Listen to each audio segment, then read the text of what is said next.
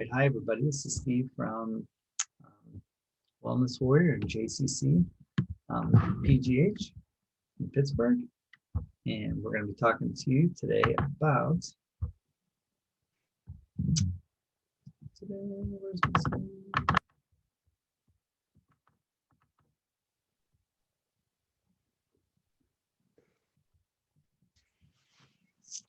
We're going to talk about insulin resistance. There we go. All right, now we're back on track. All right, this is episode number 51. This is the fine print. It just goes on to say that this is for educational and coaching purposes only. This is not a substitute for medical advice.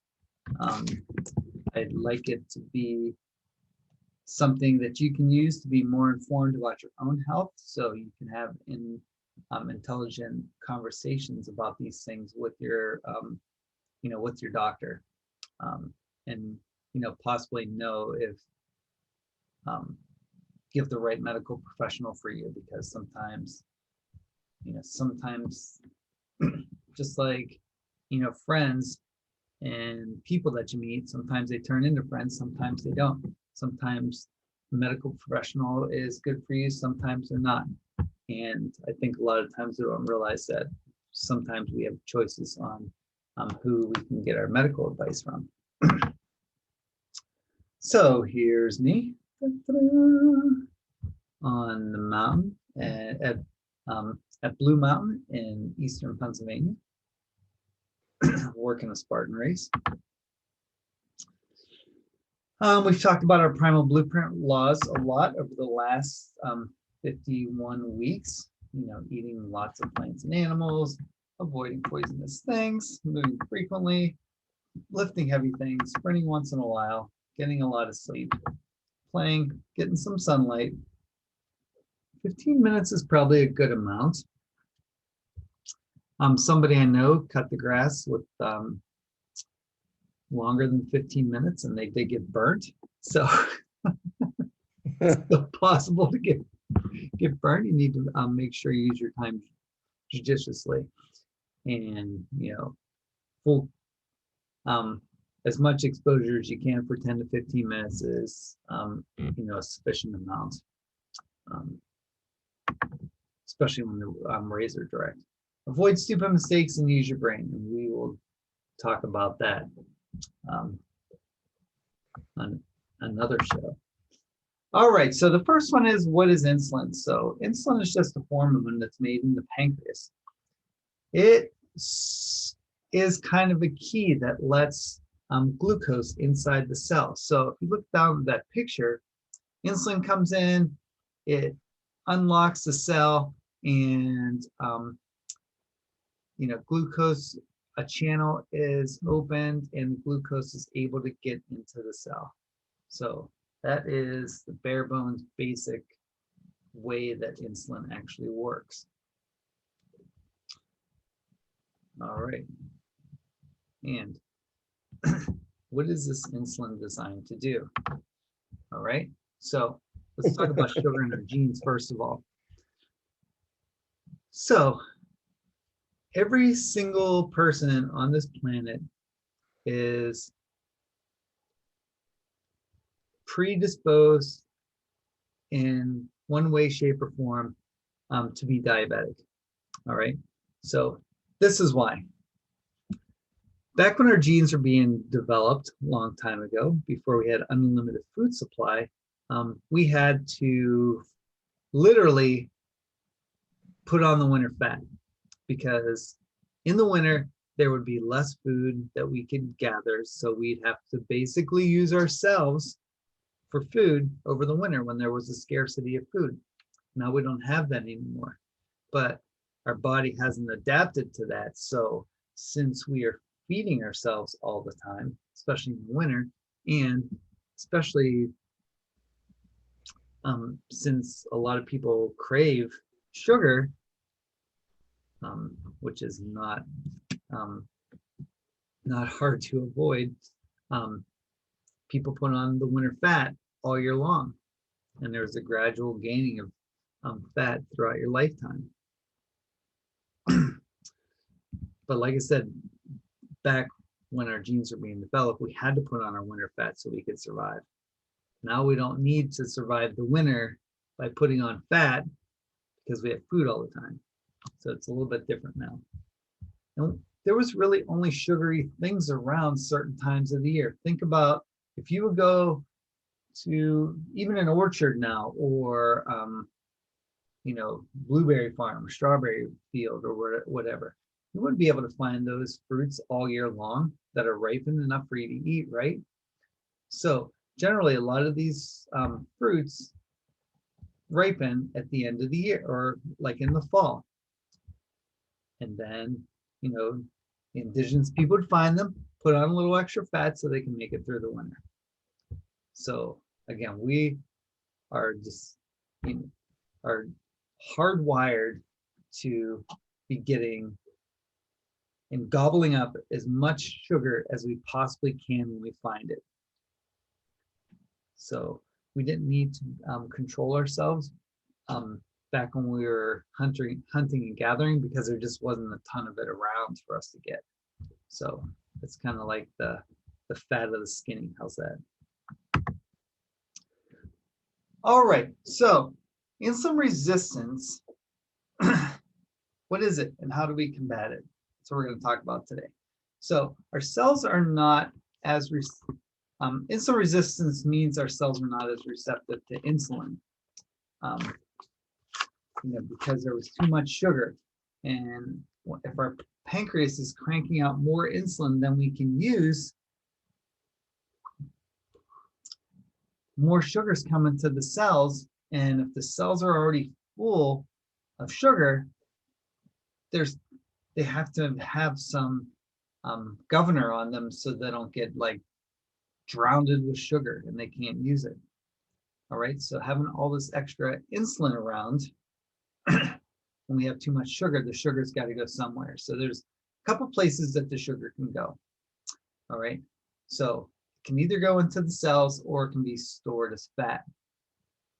When there's too much sugar all the time, our cells stop responding to that insulin and become insulin resistant.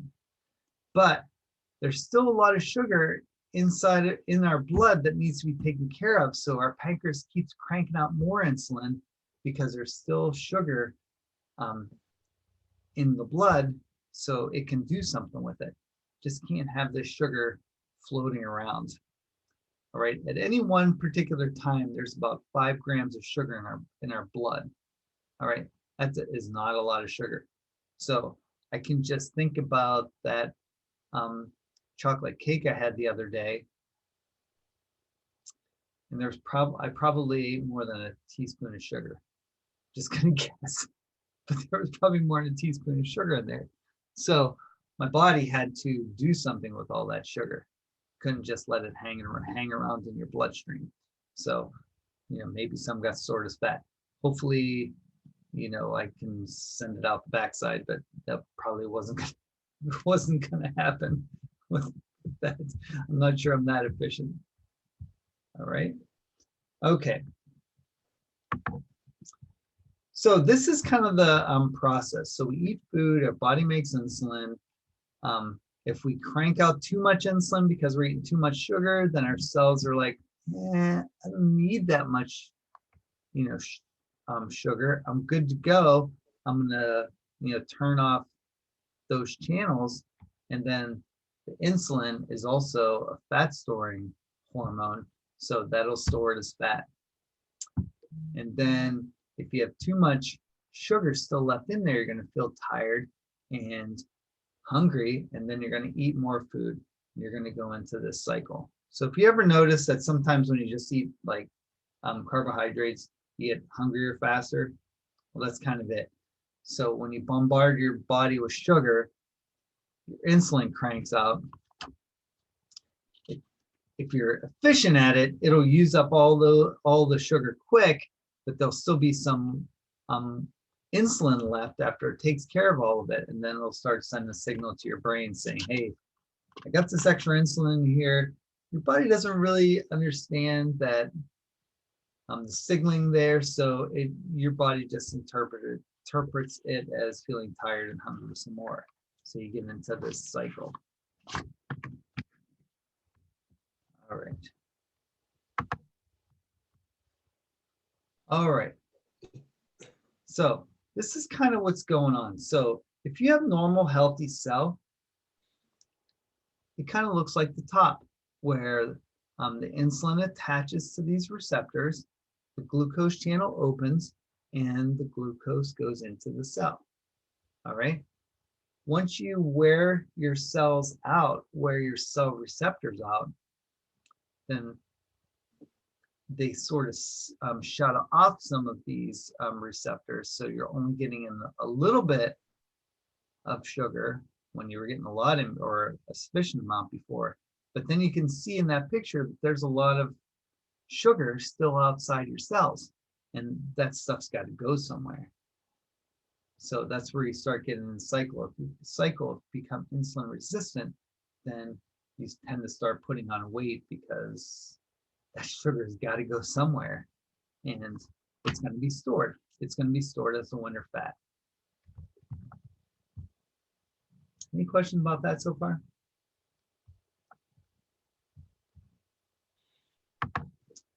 All right, so here's some signs that you may be insulin resistant. All right, tend to be overweight, trouble losing weight, your appetite is unsatiable, you're craving sweets after meals, you're feeling more tired after meals, you're thirsty and you got to pee all the time, you get some hormone problems, females have either estrogen or testosterone dominance if you become insulin resistant. Males have low testosterone when they become insulin resistant. Acne, skin tags, skin pigmentation changes are all signs that, of insulin resistance might be happening. High blood pressure and high triglycerides are another sign of insulin resistance. All right. So that's a lot of stuff to try and put. So that's a lot of stuff leading to insulin resistance. So you can see the importance of trying to keep your insulin under control. All right, where are we here? Oops. So briefly, before we talk about solutions to this, let's talk about the insulin illness connection. So I'm going to talk about 4 different conditions that are linked to insulin. All right, hyperglycemia, cancer, Alzheimer's, and heart disease. So those are the big ones that are really directly related to insulin. I added all these things. All right, insulin and hyperglycemia. So, like I said before, insulin eventually stops being as efficient as it was before because your cells are just bombarded with sugar all the time. And it can't shuttle the glucose out of your blood. So some of these cells will produce ROS, which is reactive oxygen species. These usually signal that your body needs healthier cellular function. All right, but the problem is when this goes unchecked, then some oxidation happens. All right, and if we're talking about 3 different types of cells in particular, our epithelial cells inhibit nitric oxide. So when hyperglycemic, then it inhibits nitric oxide production. So nitric oxide is what makes your arteries widen, so it increases the blood flow. All right, and then it starts to stiffen. All right, that's not a good sign. If you remember me talking in class the last couple of days, or the last couple of weeks, a couple times I mentioned that when you breathe in through your nose, there's some really new research out there saying that your nose actually makes some nitric oxide. So when you breathe in through your nose, especially when you're exercising because you're inhaling more, that'll get into your bloodstream and vasodilate your arteries, so you can get blood flow through your body a lot easier. So you can oxygenate those things that you're using to exercise. Also, hyperglycemia causes neurons to shrink. All right. Generally, shrinkage is bad at any time, but it's especially bad when we're talking about those cells in our brain. All right, and we'll link back to that. I've already mentioned these things probably about 20 weeks ago, but we'll revisit those today. And then another thing that it does is reduce the functionality of pancreatic beta cells, which actually make insulin, and induces oxidative stress. So when you're under stress, cortisol picks up and increases the amount of sugar in your blood. All right. When that happens, then you need more insulin to take care of that sugar, and it becomes a big process, especially if your cells aren't as receptive and your pancreas is not making enough insulin to be able to mitigate all that extra sugar.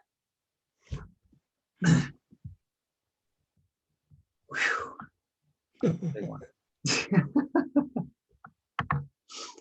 All right. The next thing gets even stickier when we're talking about insulin and cancer. So insulin is considered a growth agent as well as a fat or a sugar storing agent, which is stored as fat.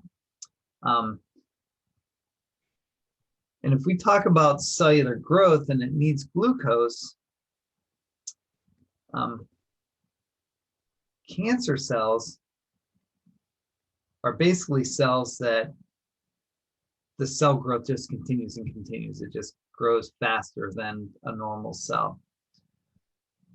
These cells, and I'll show you a slide on this, have so many more insulin receptors than the regular cells. I think the next slide says up to 70 times more insulin receptors, so they can accept way more sugar than a regular cell. So you can see that some of these cancer cells, or some of these cancers that progress really fast, it just makes sense that they have more insulin receptors to take in more sugar so they can even multiply faster.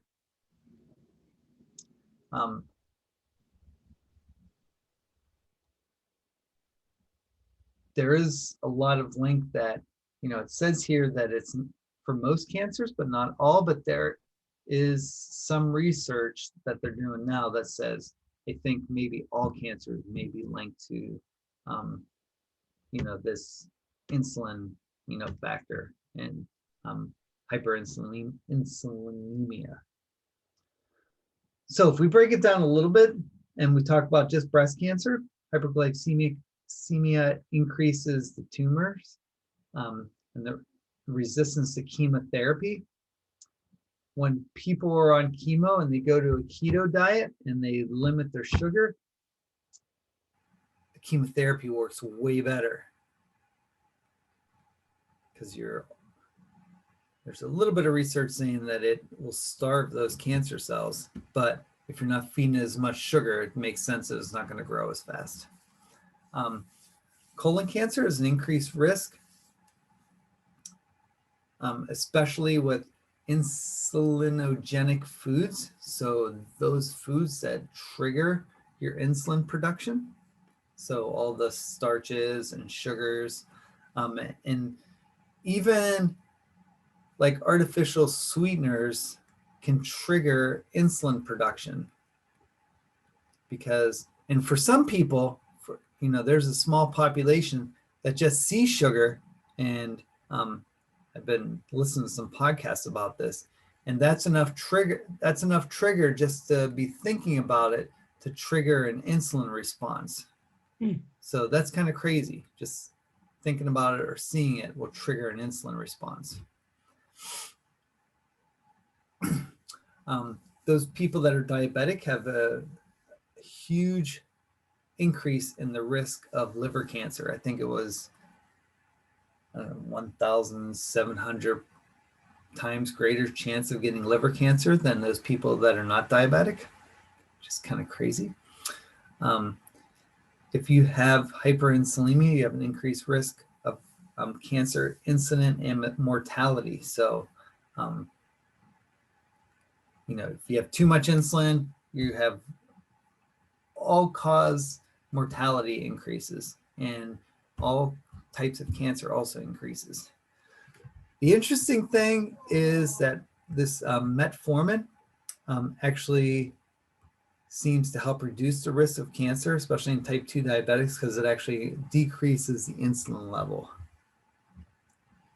which I'd never kind of heard that before, but that's super interesting. All right, so here's our little graphic, and I don't think you can see what it says there. So I can't see what it says. I think it says 50 times greater. So this is actually from a dog food, not commercial, but a dog food for dog food information. So they were talking about how dogs, when they have when they're diabetics, they shouldn't be eating the regular kibble anymore because most of that is just grains and sugar in there. All right, and same thing, and cancer cells are able to gobble up that sugar a lot more than normal cells. All right, same thing is true for people too. Those cancer cells have a lot more insulin receptors and then glucose channels to make them get fed faster and grow faster. Hopefully that makes a little bit of sense. All right, so you shouldn't eat kibble either. So most of that kibble is grains anyway, especially the cheap stuff. All right, insulin and Alzheimer's. Now I showed you guys this a long time ago, Alzheimer's brain compared to a normal brain, but hyperinsulinemia predicts cognitive decline.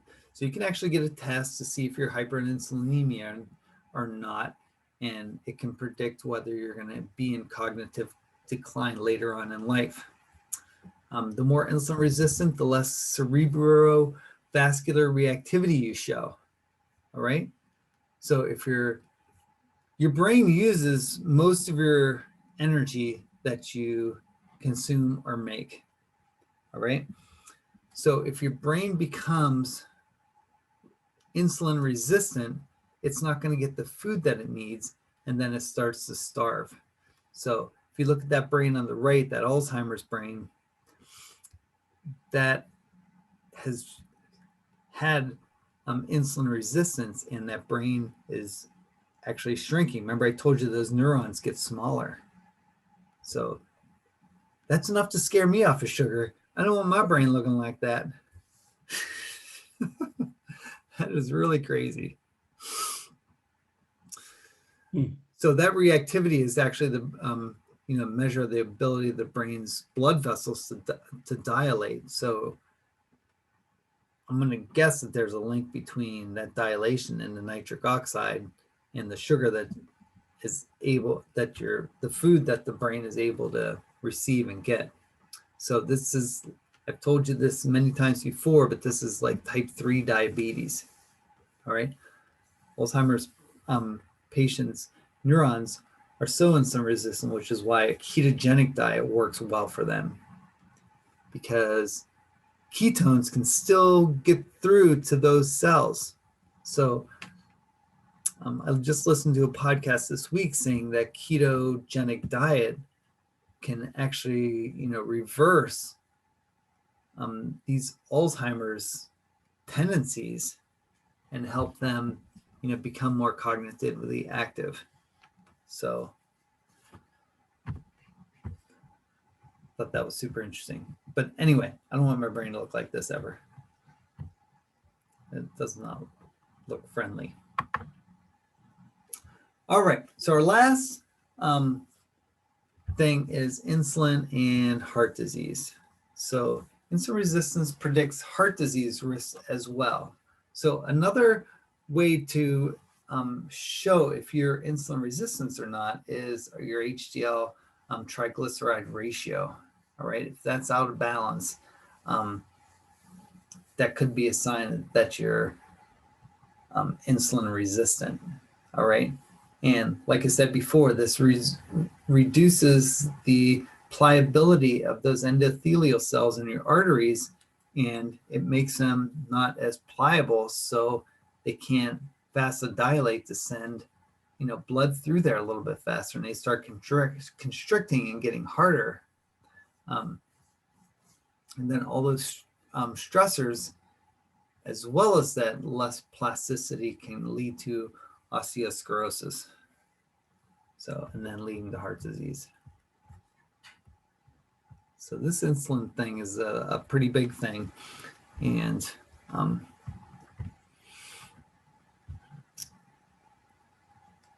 don't feel like we address the root cause a lot of times at the doctor's office. We're really worried about addressing the symptoms, but not really the root cause of why this is actually happening. All right, so there's some tests that you can get to find out if you have insulin resistance in diabetes. First one is called the insulin glucose challenge test. So basically you fast and then you take in some glucose, and then they measure your glucose after an hour and 2 hours time and see how your insulin changes. So there's certain markers that they look for to see how fast this actually happens. They also look at your insulin level to see how high that increases and decreases after 1 and 2 hours. So that's probably the best test that you can get. And I would say probably 90% of the doctors that you go to would not give you that test. But that's the test that you really need to find out if you're insulin resistant. Another one that they will do is the hemoglobin A1C test. So that's how much your hemoglobin has glycated over time. So that's an indication of it measures the sugar and the protein combined to be glycated and make AGE, advanced glycation end products, which is kind of like a crust on bread, of the creme brulee at the top, where it's kind of stiff. So we don't want those things stiffening up, of course, but that's a measure of that. Your lipid profiles are super important as well. And we'll drill down a little bit more in the next one. But your lipid profiles, you really want your HDL. They say over 40, but it really should be, up over 50 or 60. And your triglycerides should be under 100, although if you're at 150, lower than 150, they really don't go into a panic. But if it's between that 100 and 150, you really need to take a better look at, some of the other tests to see how they match up. So we don't get a full picture of just having any of these tests, all by themselves as like hanging chads out there. We're looking at, what does data show us, cooperatively to see, what's actually going on in our body. And then, we can talk about spot checking, spot checking good. You can be a little bit nervous and, have some cortisol and throw some extra sugar into your body. So, having just a one-off test isn't always the greatest. The next one is the NMR lipid profile, or the cardio IQ. I spelled that wrong. lipid profile. So that's actually drilling down and looking into your sizes of your HDL and your LDL. So you want big and fluffy HDL and LDL, so they just bounce off your arteries. But as you become more and more insulin resistant, those LDL cholesterol and HDL cholesterol get smaller and smaller. So the smaller they are, the easier they are to fit into those little wounds inside of your arteries, and then that's when the plaque starts to build up. But plaque's not going to build up if you have these big, giant, fluffy HDLs and LDLs floating around. It can't, they're too big to fit in the cracks. And that's the information the NMR test or the cardio IQ test gives. And I had to force my doctor to do it. He didn't want to do it, probably because he didn't know how to read it. It's my guess. So if they don't know how to read it, they're not going to give it to you because it doesn't mean as much to them. And then it might mean that they have to go figure out how to read it, you know, and that's a pain for them, I guess. Although it's their job, I think. All right. The next one is about inflammation. So high sensitivity C-reactive protein test looks at the inflammation in your body and see how much inflammation you actually have inside. So last week we talked about visceral fat making inflammation. Stress can make inflammation. Not getting enough sleep makes inflammation. Eating the wrong foods makes inflammation. Getting too much hard exercise makes inflammation.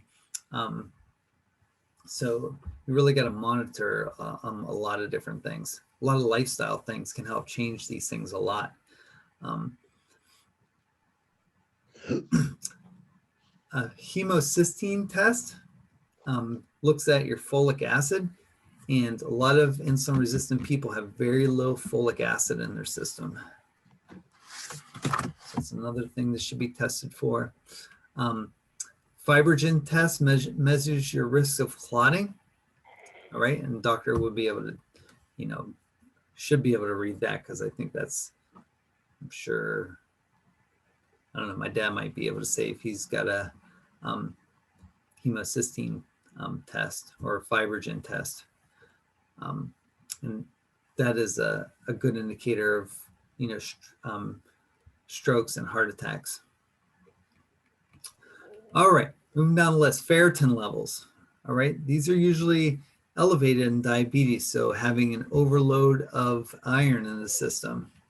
And the amount of iron in your system should be less than 150.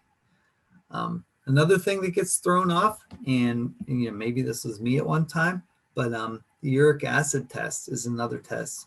And again, all these used in combination, not like just used as one-off to make an informed decision. So uric acid test, when that's off the charts, that could be that you have gout, or you're insulin resistant, or that you're diabetic. So a bunch of different things. And then your liver function test. And I think they pretty much do a liver function test all the time. So, you know, that could be an indication of whether you have fatty liver disease.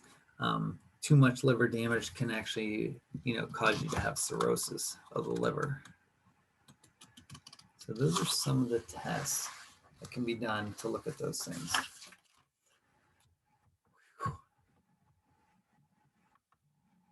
All right, so what can you do about it? I think everybody here knows what they can do about it, right? Because it seems to be a common theme, right? Eat whole, fresh foods. Remove all sweeteners if you're insulin resistant. And I talked about this. I argued with somebody earlier this week about this. I guess it only is Monday, either today or Friday or Thursday, whatever. And they were mentioning about artificial sweeteners. Well, like I said a few minutes ago, those artificial sweeteners will kind of fake your brain into saying that, you know, you're getting sugar. Then your brain tells your pancreas to crank out some insulin because it's expecting sugar. And then when it doesn't get the sugar, then it makes you hungry. All right, that's why diet soda can totally make you fat, because your body is expecting some sweetness to come down and some nutrients to give to the cells. And when you don't deliver that, then it's already got that insulin there, and it triggers hunger. So your body gets the nutrients that you promised were going to come down to it. So hopefully I put that in the easy enough terms to understand what artificial sweeteners do. You got to control your inflammation. All right. One couple ways to do that is increase your fiber-rich foods. All right. You don't need to take anything fancy. You just need to eat vegetables. All vegetables have fiber in them. All right. They're fibrous. That's what plants are. They're fiber. You don't need to like eat pesticide-laden grain to get extra fiber. That's ridiculous. Get enough sleep will help lower your inflammation as well. We had a whole talk on sleep, if you remember. Address nutrient deficiencies. Look at those nutrients that you are low in and make sure that you balance those out. Incorporate exercise, which most of you here do, and control your stress levels. Because like I said a little bit ago, stress triggers cortisol. Cortisol triggers sugar release triggers insulin release to deliver the sugar. So it's one giant cycle. But you knew all that stuff already, right? So remember, your fiber-rich foods are like nuts and seeds, vegetables, even most fruits. If you actually eat the fruit and don't drink the fruit, then you'll get some extra fiber in there. Some nutrient deficiencies that are strongly linked to diabetes is not having enough vitamin D, chromium, magnesium, alpha lipoic acid. Those are some of the big ones that diabetics are generally deficient in. All right.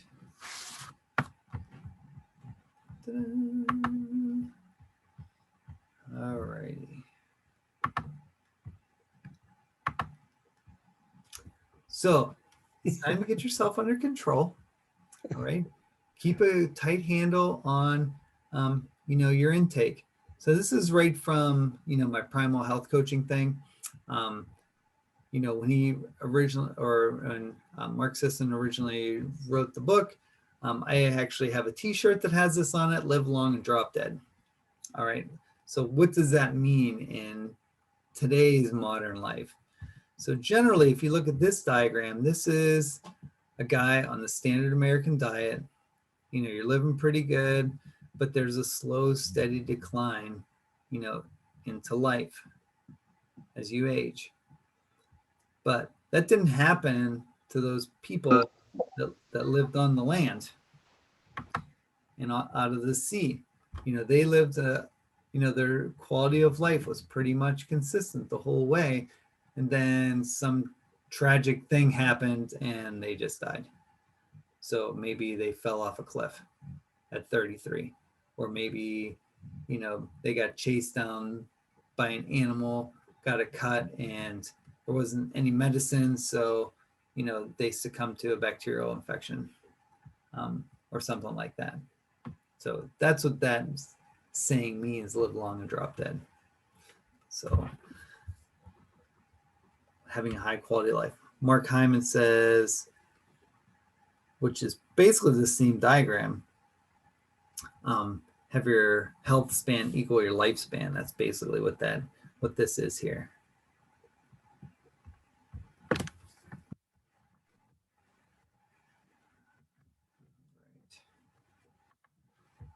And any questions? Jane, you came in the last minute. Sorry. Sorry, someone was long-winded in the meeting. And I cannot leave early. Hey, Steve. Steve, Yeah, at the beginning you said the insulin receptors shut down if there's too much insulin yeah, or glucose. I assume that can be reversed by lifestyle changes, by exercising. yeah. There's a lot of evidence that it can be reversed. You know, obviously, some people get to the point of no return, and that's when Mhm. they, have to take shots to get enough insulin into their cells.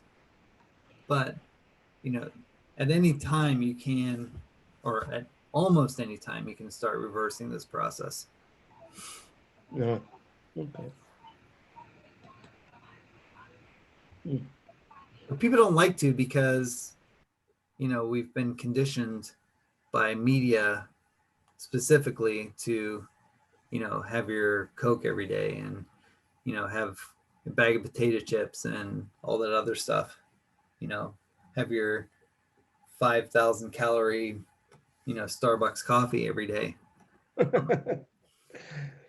That's going to wear out your, insulin receptors. Mm. I see it every day at work. I mean, the people that go back to work at the early childhood center have these gigantic, biggest things that they can of, Starbucks or Dunkin' Donuts coffee mixes. And Yeah, I can't get beyond them. Once they start that frappuccino, latte, mocha, I yeah, just say, give me a cup of coffee. That's it. that's right. That's right. That's too complicated for my brain to process. My coffee's complicated, but it doesn't have any sugar in it. It's got a mushroom mix. It's got some collagen powder, some Indian ginseng, I see. and it's and some spices. So, any other questions?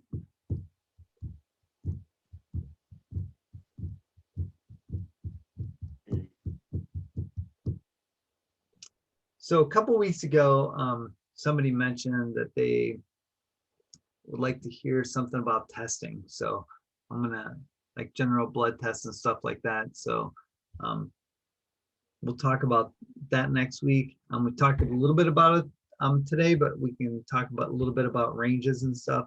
Um, Dr. Hyman has a little bit higher standards than most other doctors. He wants to see your HDL if you're a male over 50 and over 60 if you're a female. Other doctors will just go 40 and 50 for males and females. So, there's differences of opinion, but it's better, in my mind, to err on the super good side than on the good side. Mm. Because especially with testing, that's a range of all people that have been tested. So, when 88% of the country is has a pre-existing condition, saying that this is a good range, I don't know if that's really a good range or not, right? Yeah, you have a point. It's hard to say. Mhm. All right. Jane, I did record this, so I'll try to post that somewhere if you want to, check that out later. Yes, I appreciate that. Thank you. And you just Hi, start Jane. recording these for my own Hi. purposes. All right.